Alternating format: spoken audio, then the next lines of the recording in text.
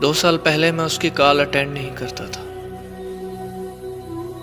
कभी की भी तो सीधे मुंह बात नहीं करता था। एक दिन उसका मैसेज आया कि ये मेरी आखिरी कॉल है, प्लीज अटेंड कर लो।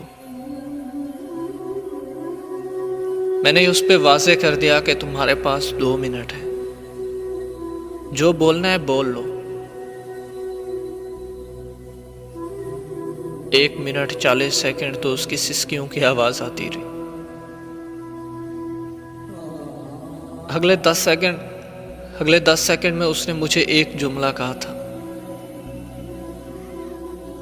कि मैंने तुम्हें माफ किया,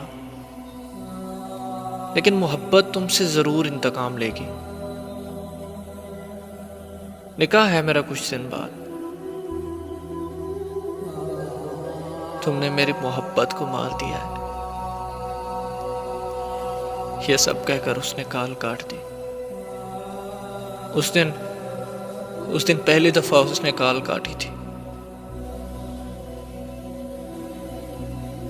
मैंने उसे 2 मिनट पूरे दिए थे,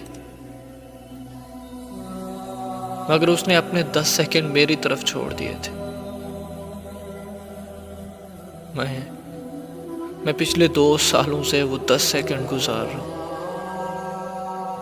कि एक बार उससे बात कर लूं, लेकिन कभी वो लौट कर नहीं आए।